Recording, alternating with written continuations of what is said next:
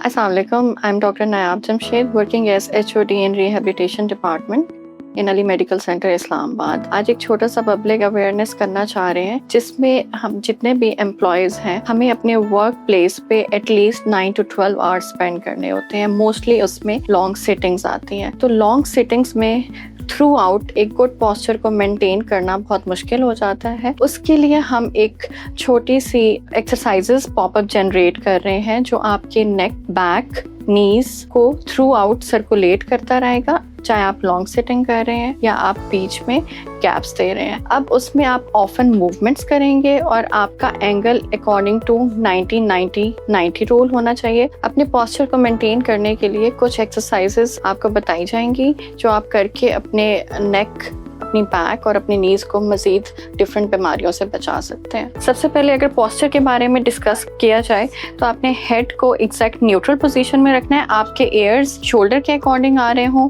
Elbow 90 के angle में हो, बैक बिल्कुल स्ट्रेट हो, नीज एग्जैक्ट 90 पे हो और देन एंकल एग्जैक्ट 90 पे हो। उसके बाद जितनी भी एक्सरसाइजेज हैं वो इफेक्टिव होंगी। अब हम एक्सरसाइज की तरफ आते हैं। तो सबसे पहले आपने अपने आराम से आर्म को उठाना है। सेल्फ एक्सरसाइज भी आप कर सकते हैं। पीछे की तरफ लाएंगे और आपने एक माइल्ड सा स्ट्रेच देना है।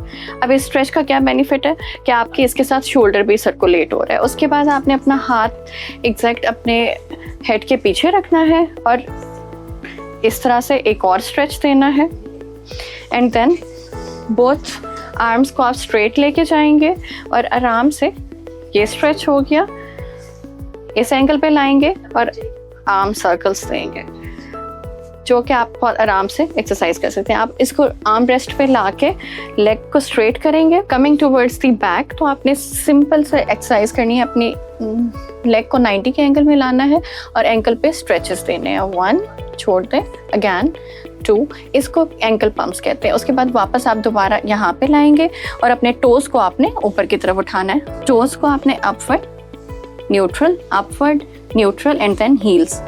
1 2 3। और जब आपकी पूरी बॉडी सिटिंग में सर्कुलेट हो जाएगी तो उसके बाद आपने सिट स्टैंड्स करने। सिट स्टैंड्स आपने करने हैं फ्यू सिट स्टैंड्स, 1